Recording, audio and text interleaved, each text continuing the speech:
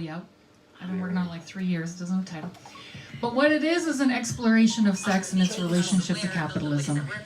And I'm trying to understand how, like, as a sex worker, obviously, I learned a lot about what it means to commercialize sex.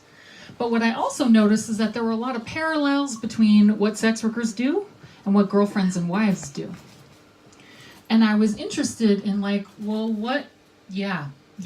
Sometimes when I say this, men are like, excuse me? And what are you talking about? And then the women are like, yeah. Okay, so, and I haven't had the chance, I mean, I feel like so often I'm talking about this with like more middle class activists, so it's really a pleasure to be here, and I would, just like, it's so nice for me, thank you. Yeah.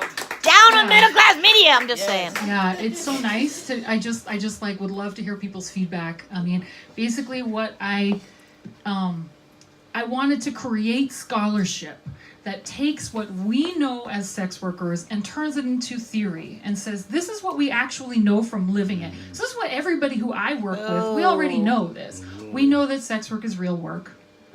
We know that it's real work even when it's not paid. We know that the criminalization of sex work is about the criminalization of who does it. And it's about trying to force all the kind of the economic refugees into more shittier work, frankly, lesser paid work and out of the sex industry. But it's not these aren't the things that usually make it into books. Right. You know what I mean? Yes. And so I'm trying to actually turn that into theory, and I'm calling it sex worker feminism. I don't know, but it's also sex worker anti-capitalism. I don't know. It's kind of everything. Nice. So let me just try to lay out some of the premise. The premise basically is that sex is always a kind of work, and that it's got turned into a kind of work by capitalism, because capitalism is just going to commodify everything, right? Right. Capitalism is going to commodify your air, your water, your food, your breathing. Well, of course it's going to commodify sex. But what it does is that it turns most sex into unpaid work. I just realized there's a child sitting beside me. Okay, I mean, it's going to be a PG conversation, but I'm just saying, I just noticed it. Okay, okay, great. Okay, thank you. Okay, I'm sure. Right. Okay, so what it does is it turns sex into a kind of domestic labor.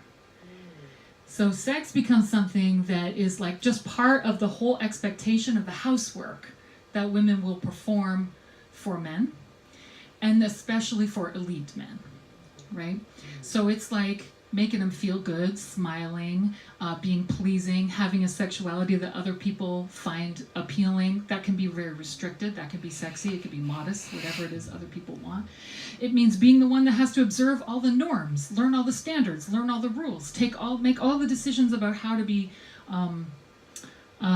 make all the decisions around sexual safety, right? Because when men are hitting on us all the time, they're not making decisions about safety. That's all on us. You see what I mean? It's all on us to make the decisions. Is this a good idea?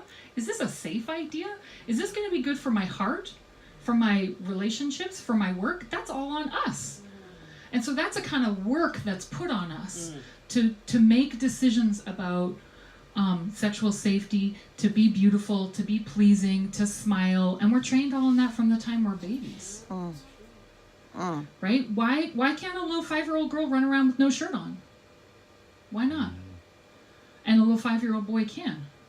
Because she's already being trained to be responsible for men's behavior. Wow. Yeah. You see what I mean? 3 words: expected gender role. Yeah, it's expected gender roles. And what I'm saying is it's not just a role, it's work.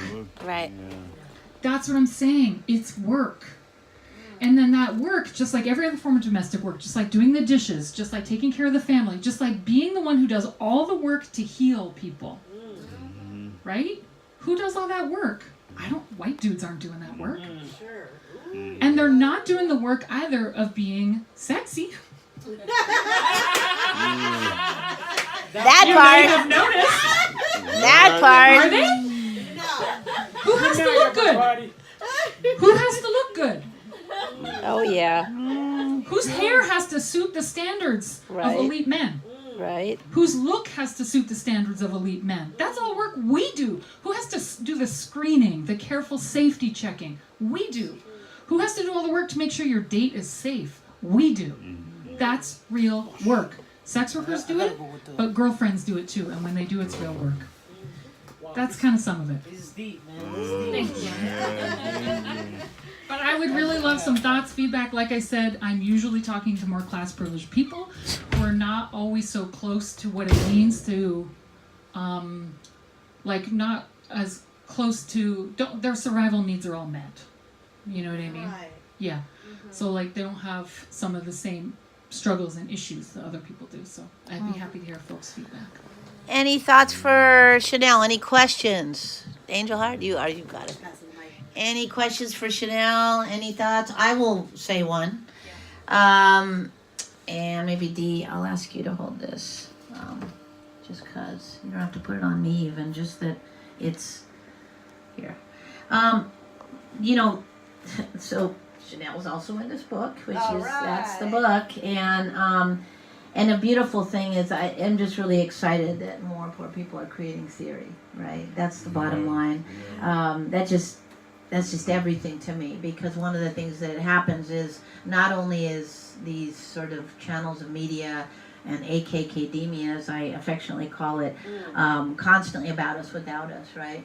But there's the delegitimizing the scholarship that we hold through lived experience. So kudos to you. Love this idea. The other thing is that you illustrated the very reason why it needs to happen. You talked about a form of labor, right, that, again, nobody who doesn't experience that labor understands at all, right? And so therein lies the reason why scholarship has to come from lived experience in that way, not book learned, BS, right? So I just want to lift that up and say thank you. The other thing is, what are you doing as a timeline for yourself in terms of when are you trying to maybe put it out? What's the thing? And we probably have to wrap it up after that because we're not. My plan is I'm finishing my first draft this year, and then I plan to share it with community members. I have, a few select community members, so I want to read it. I am rooted in community. This is the first time I've really done something alone, but it would never go to print for me without it. It has to make sense to my community, which is going to really start in particular with poor and working class sex workers, racialized sex workers, indigenous sex workers I'm going to have review it and tell me if they think it makes sense. And if they're like, fuck yeah, thank you, put this in a book, then it's ready to go. Alright. That's what's up. That sounds beautiful. Any other questions, or we're going to ask the room, the Poor People's Editorial Board. First of all, I think it'd be, a blessing for us to write a review when that time comes. That would be amazing. And then also in any way that you want support, that look to us as a resource. That's it. I feel like maybe it's too early to do other work on it. Yeah. And then lastly, maybe you could just tell folks what's going on in Toronto with the work that you're doing, just quickly. Beyond the book, I mean. You mean the organizing work? Yeah. So I'm working with a coalition of folks who are fighting to defend the rights of migrants who are mostly East Asian, mostly Chinese women working in the massage parlors. And so what's happening right now is because a lot of people are using the rhetoric of anti-trafficking. And they're using that to crack down on heightened surveillance, increase the budget for cops, increase the budget for all kinds of enforcement to go in, racially profile, just horror, abuse and harass migrants in the sex trade. And they all do it like this war on trafficking. It's the war on drugs. It's the war on terror. It's fucking bullshit. The whole thing is designed just to increase police budgets and to target migrant women. We're specifically low-income migrant women. They're the only ones who get it. They're not going to the Chinese restaurants trying to find trafficking, right? They're going to the massage parlors because they conflate sex work and trafficking. They sell us that line so that they can get away. They think they can get away with whatever they want. And so, they go in and they do inspections that involve making the women undress. They do inspections where they make the women sing and dance for them. They do What are they? Because they're like, we're talking often monolingual, Chinese speaking women. What are they going to do? They think they can get away with it. So right now I'm here, but there's a group of folks in Toronto who are been part of a consultation with the city to try to get them to stop this anti-trafficking thing. They use it as a wedge, as a sledgehammer into migrant businesses, and try to get them to respect that migrant women in the sex trade have a right to work with safety and dignity, have a right to keep their city licenses and keep working for the city, and we need all the enforcement out. It's not the answer. The answer is never. Just like you said, you don't call the cops, you don't call CPS. Migrants in the sex trade do not want the city, immigration, or police in their businesses. Thank you. Yeah. Woo! I'm going to ask you, Chanel, I know you're hella busy and you're writing this book, but if there's a way you could write a story about that for Poor Magazine. Okay. And I think I get an A from everybody on that. Yes, I'm feeling it. All right, so last thing we're going to do, we're going to go back because we have a couple of our sisters who just joined, and just really quickly explain sort of some of the media that we do. Leroy, if you could explain a little bit about what Poor Press is. Yeah. So Poor Press is really, the press arm of Poor Magazine, because usually poor people don't get into high glossy press companies.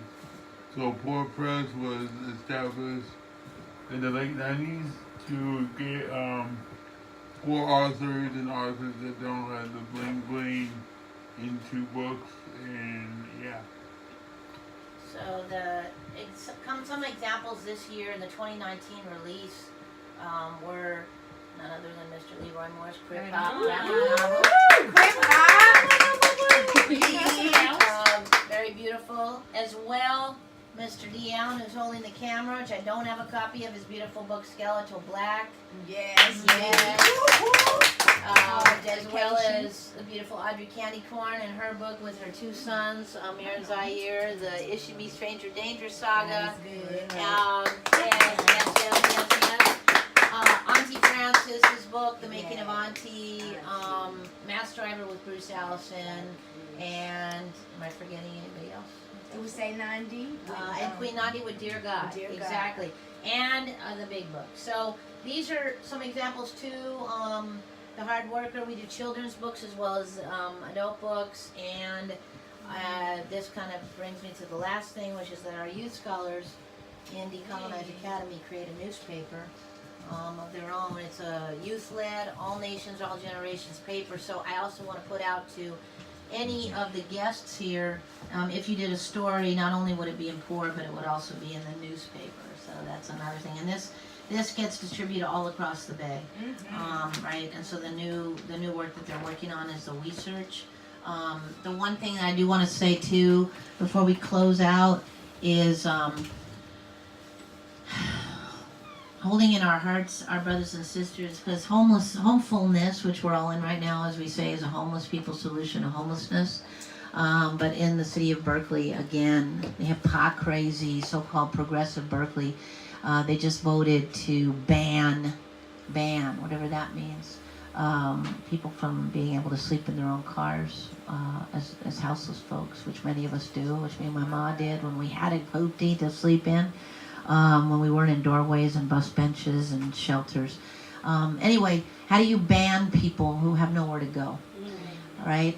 So a shout out to Cheryl Davila, who's one of the only conscious people on the council who voted against this disgusting measure, this legislation, as I like to call it, by this another form of politics. But I do want to say that going back to our original thing that we were saying that Moot brought up, and then I think Chanel and others kind of echoed, and Lupe as well, the about us without us process, which is why Poor even started, why we do media, why we work so hard to manifest this poor people led solution, is exactly illustrated in this ban. They went out to the houseless folks and they did interviews, the Paula Trickster did, with unhoused people, and then they used those interviews in the vote against them. And that's how sick this American system is. So don't get it twisted, folks. When we're talking about us without us, that's an act of fucking survival. Excuse my French. That's an act of survival, of resistance, and liberation. And like we always say, change won't come from a savior, a pimp, or an institution. Change will only come from a poor people-led revolution. Woo! So with that, we're going to close the cameras off and close with our prayer. I want to thank everybody. Give yourself a round of applause. It's beautiful. Oh, wait. Uncle Leroy's got an announcement. Give him a last mic, please, please. This is one announcement. This month coming out on March 30th, Queer Pop is going to have an event at the Pena Cultural Center. Queer Pop is an international disabled musician and artist collective that started 12 years ago. And we're going to have what's called Gender Crip Planet. So we're having all women with disabilities perform and read and do their artwork. So come out. 30th, 7 until 9. All right. Beautiful. All right, everybody. We're going to close out. All you watching Poor People's Revolutionary Newsroom, tune in on Thursday for all the truth. Talk to you soon. Peace. Peace. All right, folks. So we're going to close this out. And then we always close with a prayer. So if everybody can stand up, that would be great. Hold on one sec. I got to make sure this is closed out. Okay.